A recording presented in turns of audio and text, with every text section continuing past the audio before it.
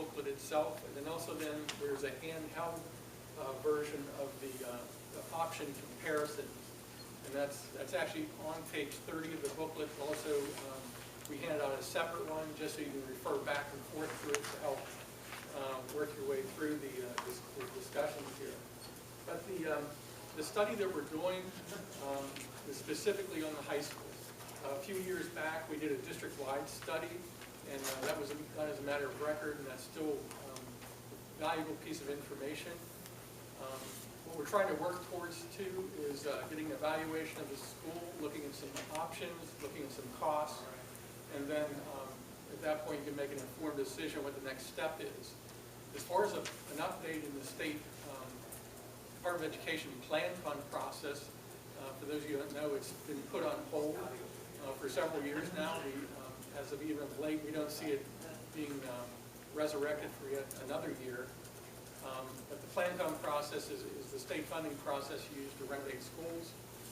This particular school, we renovated with Fairview School District and used that plan fund process. So that's where we're trying to position ourselves to establish a scope, what the project could look like in a few years here, and then again, it gives you a good planning tool for that.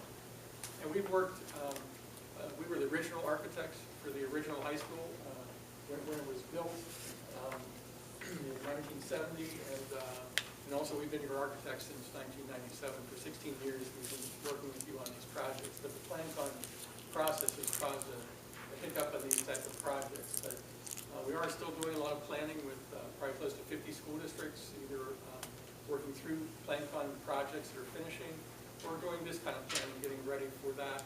And some districts are even moving on with their own funding and cash type projects and doing around the overall reimbursement process. So there's still a lot of things going on there. So the study that we put together could certainly be pulled together into a district-wide study, and that is a requirement of the plan fund process. So hopefully within a year we'll see that process reinstated, and that this study would be a requirement then for you at that point to go into the plan fund process. What I'm going to do is Vince is going to go ahead and run through the graphics as far as the other options as you go through this, and we've asked to keep this in the 20 to 30 minute range, so we're going to do our best. There is a lot of information, and we'll try to give you a thumbnail sketch, which is a good term of what these ideas are, talk about some funding, talk about the details of the systems, and then of course any questions you may have. So I'm just going to go ahead and let Vince get started here on the options, and we can answer any questions as we go here. So. Okay. The first several pages of the study are the existing drawings. I'm going to skip over that, but just so that you have an idea of what the basement floor plan, first floor, second floor plan, those are in the study at the front end. So we're going to start with option 1, which is on page 6.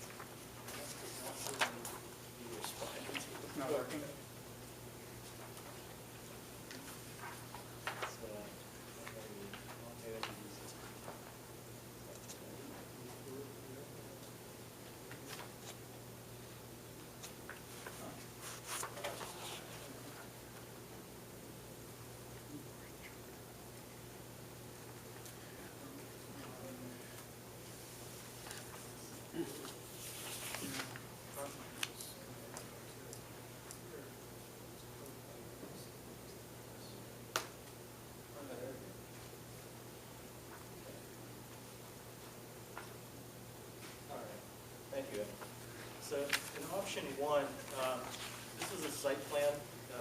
The existing school is shown in yellow here, and what we were proposing was a new addition that moves the kitchen out of the basement. Currently, your kitchen is in the basement. Of course, the cafeteria and food court are on the first floor, and that was sort of like the initial starting point for this option. Would be to try to make that easier to use from a building standpoint. This is the present kitchen area that would be converted into a wellness center. Over here, where the tech ed is located, and also the maintenance department, we were proposing under this option to relocate the maintenance department to a bus garage addition. Presently, the tech ed and the maintenance department are sharing this area here. So under this option, it would separate that area so that those two use groups aren't mingling with each other.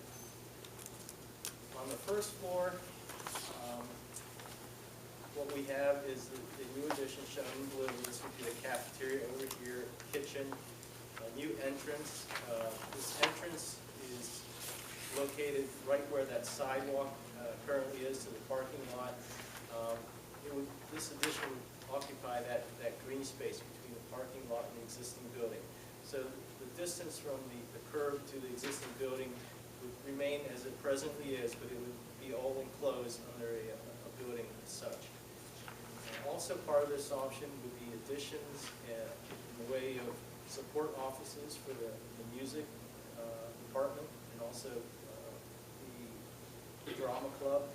We have offices, dressing rooms, instrument storage, and over on the south end would be a canopy from the main entrance for the offices to the parking lot. The second floor, footprint-wise, would remain unchanged. The areas in yellow, like I said, are renovation. Architecturally, we would be renovating all the finishes. We will also be replacing door hardware, updating the restrooms to meet code. On the heating and plumbing and electrical side, which Jim will get into, will be all new HVAC systems. Plumbing, we would try to reuse the existing china, if you will, to replace any faucets and trims. Electrically, we'd be updating panel boxes. You currently went through a renovation with the light fixtures, so those would be untouched. But that would happen in all these options. Under option two, a portion of the existing building would be removed. It would be the classroom wing on the south side. There would be new parking and bus parking take its place. The addition on the north side would get larger. That addition would include, at the basement level, the technology and mechanical rooms, electrical rooms. Again, over in this area here, we would move maintenance department to a new addition to the bus garage. Under this scheme, the kitchen stays where it's at. The kitchen would be on the basement floor. The food court and kitchen area would remain on the first floor above. And the idea behind this option is to salvage the food court renovations that we had done several years back. So on the first floor, this shows part of the new classroom wing, the library, IGI room, the offices and nurses suite would be located in this new addition as well. This area that you see shown in dash and then outlined in a peach color, that represents the classroom wings that would be torn down. The advantage to option two compared to option one, in option one, where the classrooms stay, we would be renovating those classroom spaces on a phased construction basis. That means we would take 4 or 6 classrooms, vacate those classrooms. We'd have to move students to either temporary rooms or modular classrooms while those rooms are renovated. And then as 4 or 6 classrooms are renovated, move the students back in there and just kind of go around the entire building in that construction phase manner. Under option two, we would still have phasing, but it would be at a much smoother operation. The way this would proceed was this large wing would be constructed ahead of time. This would be all the classrooms would be done. And after the addition was built, then we would vacate this area where the present classrooms and library are. move the students over to the new addition, and then demolish this area. Again, like you saw in phase one, or option one, support office additions for the music department. This second floor, more classrooms. This area gets demolished. A portion of the existing building does remain, so that would be converted to a roof area. Under option three, a smaller portion of the existing building is demolished. We still have the addition on the north side, which is classrooms. On the first floor, very similar to what you saw before. Kitchen moves out. This area gets converted to a wellness center. The maintenance department area, that is demolished along with the other portions of the floor above. In the new addition area at the ground floor, basement level, we have the tech ed rooms and mechanical rooms. On the first floor, this area here of the existing building, this is the area that would be demolished. There would be a new entrance located here for the gymnasium addition, or existing gym rather. We would renovate this area into a sort of a lobby and restroom area. In the new addition, again, the classrooms, the library, the school office, and the nurses' suite. It's the second floor, showing the areas to be demolished. This portion of the existing building would become a roof area, as the second story would be removed. Third floor, more classrooms. Option 4 is very similar to option 3. The main difference is that over at the central admin building, under options 1, 2, and 3, the district offices would stay at the central admin building. Under option 4 is an option that moves the district offices to the high school and then converts the maintenance building into, or converts the central admin building for the maintenance department. So the maintenance department would not be moving to the bus garage under this option, they would be moving to the maintenance building. Very similar basement plan as option 3. Similar first floor plan. At the second floor level, this is where the district offices would show up at the high school. That's this area right here. Third floor, classrooms. This is a drawing of the existing bus garage right here, shown in yellow. And this is the addition that we were proposing under options 1, 2, and 3 for the maintenance department. It would be approximately a 5,000 square foot addition. We would add additional parking in this darker gray shown area here. Currently, your parking is up that side right here. These are floor plans of the existing central administration building. Under option 4, like I said, this building would be turned over to the maintenance department. What we're showing on the first floor level is a new addition that would be able to house 2 large trucks, approximately 8 feet 6 by 30 feet long, a loading dock, a freight elevator, so that things can be stored down in the ground floor. The elevator would be connected to the loading dock and would be able to bring supplies down to the ground floor area.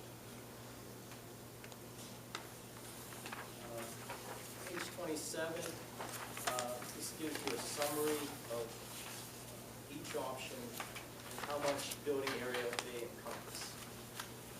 I was going to go over the structure costs. Are there any questions on the options or renovations?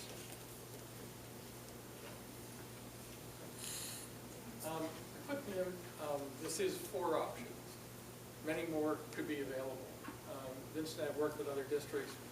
I don't want to go this direction. We've come with 20 options before. That becomes very cumbersome as a decision-making process. So it's good to slim these down as best we can, find out what you like, what you don't like, and they can be revised and further refined as we go through this. As we go through all of them, the costs that they generate obviously are the thing we're trying to get down to. And what we did was look at the costs, and these are in today's dollars. That you see that there is, so we've gone through these with all options and for complete renovations. And we would renovate these completely top to bottom, but we have looked at the areas we've renovated in high school. Because over the past 10 years or so, there are some things that we have renovated in high school. So those areas, the new gym and locker rooms and so on, any work we've done in the kitchen cafeteria, if it can work with a phase, we've kept it and is not in these costs. So in addition to the square footages, then we also looked at what some of the scope of work would be. But in general, all the different costs would apply, starting with site costs, general construction, HVAC, plumbing, electrical, food service, educational casework, and also the library casework. And the construction cost are the bricks and mortar. In addition to that, we'll look at also then the soft costs that add on to create a project total. So the construction costs are just the bricks and mortar that are involved in this process. But with option one, the bottom line number becomes $29,000, $33,000. $29 million, the $29,033,000, and that's for all the work we talked about in option one. Option two becomes $32,427,000, and then option three, $31,652, and then option four, $33,102. 33 million, sorry. The other thing that comes into play with options 1, 2, and 3 are the renovations to the garage. And those are basically 1.1 million for 1, 2, and 3. Then in option 4, we have costs to renovate the central administration building. We got those out for all different options. Those totals are shown on the bottom here. And those are the construction costs there.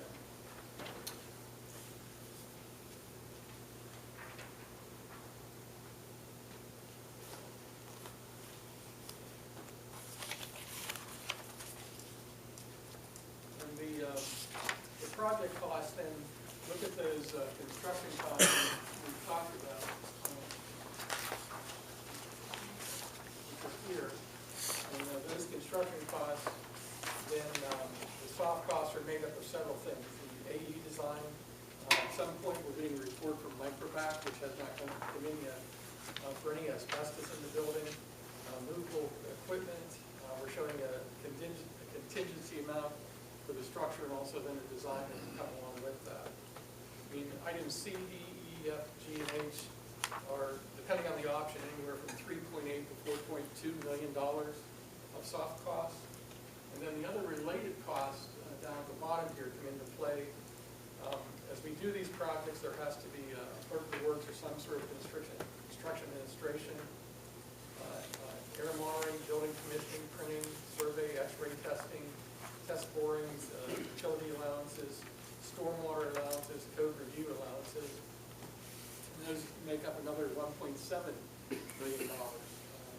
Altogether, that's about $6 million in soft costs that would come in addition to the construction costs themselves, which then gives you a project total at the bottom. If you're going out for a bond issue, that is the amount that you'd be looking at, which would include the finance amount in there also. And that's a quick run through of options 1, 2, 3, and 4. The basic scope, the floor plans they generate, the square footage that generates. Are there any questions on any of that? Just real quick, I wanted to just tie into these total project costs. These are estimates in today's dollars, so whatever time period we're looking at, which would be probably a good 5 or 6 years in the future, we'd see different numbers based on inflation and, of course, what's in place at that time. Also, Bob talked about the plan comp process, which is a state process pretty formal. It forces you to go through a series of steps from design through construction and final approval. And the ultimate goal there is to have part of that cost paid for by the state. So the deal with PlanCon is they'll pick up a certain percentage of your debt service. So as you're paying back this money you borrow, it involves principal and interest, and the state will pick up a portion of that principal and interest over the bond issue. So it can be a significant amount of money. If you look at the projects we have currently, the elementary and middle school renovation are both approved PlanCon projects, and we're getting about 8 to 12% of our debt service costs paid for by the state through that process. So it's really, as Bob said, up in the air currently, whether or not that process is going to be restarted or authorized, going forward. So I guess time will tell. But we do have some time, I guess, with this project. The other thing too, Bob, I thought it would be good to just lay out for the group the timetable, for the project. So I think we talked originally the design phase. I mean, what they've laid out here is some very rough layouts, but if this project is approved and moves forward, they would have to go through a pretty detailed design process that would take about a year. Yeah, if the normal design process, just by what we need to do to get into the details, is about a year, but also the PlanCom process usually lasts about a year. The other part of your project then is the construction. This size of a project would be about a 2-year construction period. And it would have to be a phase type project. Vince talked about that a little bit. And there's some options to that. If we do mostly renovations with not so many new additions, it is possible to renovate with the children in the building. We just finished that process over at Northeast High School. And we actually shut down 4 classrooms at a time, stacked on top of each other, and did a 4 classroom renovation process 3 months at a time and marched our way around the building. When you do that, you have to work very closely with the principals to understand the curriculum, where they can relocate children to. And actually the process worked pretty good over there. We just finished it, no real problems, on time, on budget. So you can renovate with children in the building, but it becomes more complex. Vince also mentioned that sometimes that requires going into areas that you have in the building now, subdividing those into temporary classrooms, maybe gymnasiums, that kind of thing. Relocating some students, bringing mobile storage educational units in. There's some things that you have to do. It's not easy, but you can do it. The other options showed the larger additions. No matter which way you'd be doing it, probably you're looking at a 2-year or even a little bit over a 2-year construction period to renovate 200,000 square feet of building. So altogether, it's about 3 4 years, 3 to 4 years. 3 to 4 year process, yes. Okay. Once you make your decision as to what you want to do, you select the option, arrange for the financing, fit that into your current financing schedule for your buildings, and so it can be you're looking at least a 3 to 4 year process by the time you would say, we want option 3, proceed. The PlanCon 1-year process and the design process are really the same year. It's not one plus another one. If this was a PlanCon process, which is the design process, it's 1 year. I believe when we did this building, there were no major classroom additions, if you will. So there's a lot of renovations. So this was done in a phased manner as well. We had to vacate like 3 or 4 classrooms. I remember having students up on the stage in the auditorium, having them go to classes there while we fixed up their rooms, and then when their rooms were, completed, we would just step around. There were headaches involved. There's no doubt about it. We do it all the time. But the other option that was generated was to try to alleviate that. You can see option 1, although it had the greatest amount of square footage by the time we were done, was actually the least costly, because the cost for renovation is less than the cost for building all new. In a renovation, we're tearing out the guts of that room that we still have the walls, the roof, the floor that are still there. The new addition, rebuilding all of that, including foundations and things like that.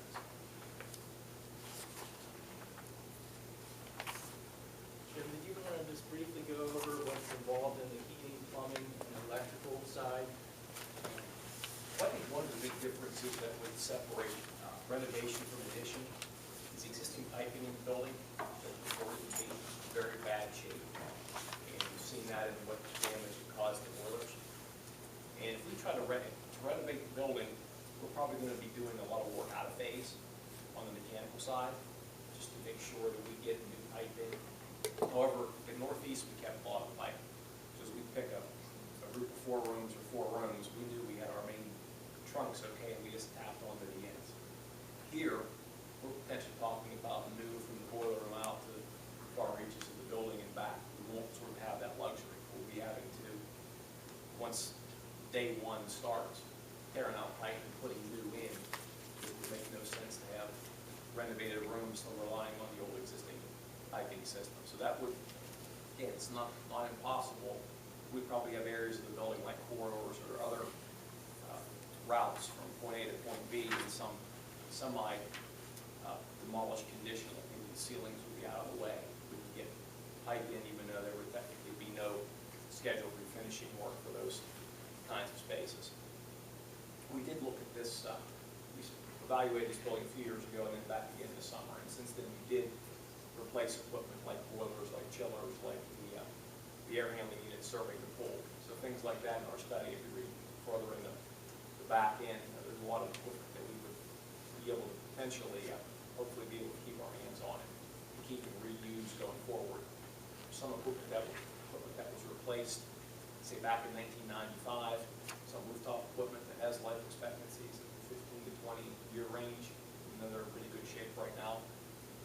The time frames that we're sort of talking about here, you know, they might be good today. We're talking at the time the building will be turned over for use is 4 or 5 or 6 years from now.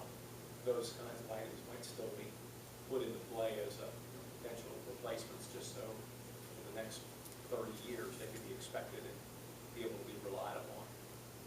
Electrically, you have obsolete panels and breakers, although you have a pretty good stockpile of Federal Pacific breakers that you can reuse, but that's a manufacturer's long been out of business.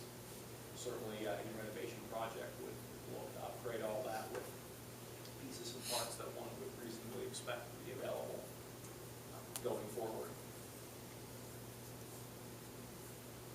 Any questions?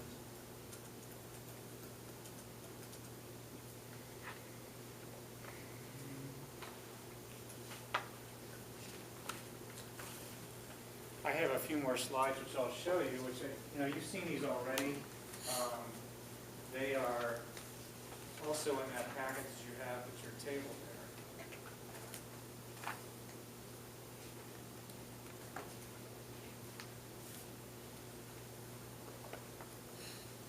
So this is a slide that talks about the limit capacity, and I had laid out for you before the approximate timetables when enough debt capacity opens up in order to borrow the funds. So the second star you see going to the right on the blue line is the $40 million capacity that opens up at that point in time. So we're talking about 2021 time period for that. And one of the options we have is to borrow money in phases. So borrow maybe half the project cost initially, because we're talking about a 3 to 4 year time period. Borrow the initial funds if we want to start earlier, and then out in the 2021 period, or when we need to, borrow the remaining funds at that point in time. It does get a little bit more expensive to do that. The debt issuance cost is fairly significant, about $250,000 today to borrow $40 million, and to borrow $20 million is about $150,000. So you might spend another $50,000 or so to break that down into 2 $20 million pieces. So just food for thought as we go here. I think you also have information on the debt service scenarios. So This one just shows you the levels of borrowing at 40 million. And this is the total annual debt service up here. So at 40 million, at 20 million, and at 10 million. And the red line here is the existing debt service. So it gives you the annual debt service amount as we go forward. And then the next slide is, again, this is something we looked at before, showing you how the cap projects fund would fund the debt service over time. So the initial payment, assuming that we do it in one project, would be here. That is the 2021 year. So of a total of 1.7 million in debt service, the cap projects fund that first year would fund 1.3 million, the general fund 400,000. And as you go through the next 6 years, the general fund will pick up a heavier piece of that debt service. So by the time you get to year 6, you've picked up the full bite on the general fund side. And the equivalent of about 10% tax increase over that time. But you can't really do this all in 1 year, as you know, because of Act 1. So you've got to do it gradually over time. I'm not even sure we can take this big a bite in the first year, but it kind of gives you a way to phase it in. You can cut this a number of different ways. You can reduce that initial amount that first year, phase it in slower over more years, as you go. So this is just an example to kind of show you how it might work.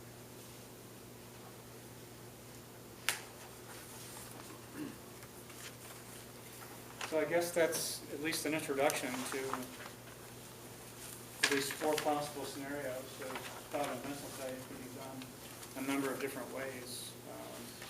But these are 4, at least to start out, and to kind of get you thinking about the possibilities. Can I ask, just for informational sake, when you, work to come up with these 4 plans, is there like a team of people from here who's participated so far in the process, just as a for reference? It's really just been the administrative team at this point that has met with Bob and Vince and Jim, just to give them some ideas to think about and to just put together some rough drawings, some rough ideas about those options. Once the board begins to focus in on a particular approach, a particular option, they will begin to meet with all the staff in the building over a period of time, and they'll actually identify very specific needs in each of the classrooms and the larger rooms, the auditorium, and so on. I think they'll probably work with every staff member in the building, administrators and so on. That's how we did this. Yeah, I mean, it's up to the district how far they want to involve. I think Vince is right. We did this, and we talked to every teacher, every janitor, every administrator, find out what their needs and desires are for detailed areas, and then bring that together in more detailed design. That's usually a second step, but we do that anytime we get to the point of getting your approach. I have a question, Yeah. design question. Obviously in the renovation, the 4 locker banks are retained. Where would the 4 locker banks or whatever number required appear in the lockers, additions? what we've talked about doing is putting them in the hallways to eliminate the locker bays. We actually just did the exact same thing at Northeast. Just along that length of the long hallways and additions? On one side of the hallways, what we talked about. And we had the exact same locker bays at Northeast. And they just didn't like the way they couldn't control what was going on in the locker bays. So they did want them down the hallway, so teachers can come out, look down the hallway, one side, and that can give them good control. And then that gives us, we have enough hallways that we can do that. Okay, thank you. Yes. I'm not sure what condition these parts of the building are in right now, as far as, I've never gone through the kitchen to know. Does it need work regardless of where it's located? Does it need to be renovated? Well, I think with any of the spaces, the district's done a great job of taking care of the building. When it was built in 1970, the goal of the construction quality and the plan-com process is to get that building ready for a 30-year lifespan. So it's done that, but as we've helped you over the years, and also in some of your own projects, you've gone in and identified a need for air handlers, boilers, roofs, technology, whatever it may be, and you've done upgrades over the years. Some of the food service equipment has been updated. So you've done a very good job of keeping an eye on maintenance and renovations, and done what you need to do over the years to keep it going. But the building has never seen a comprehensive, complete renovation project.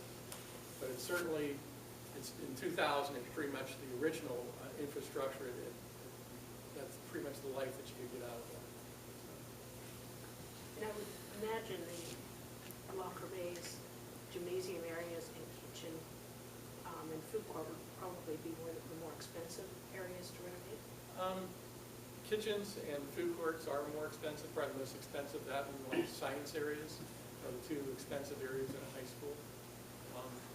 As a planning tool, we're anywhere from $225 to $250 a square foot for new, about $130 to $150 for renovation as far as dollars per square foot.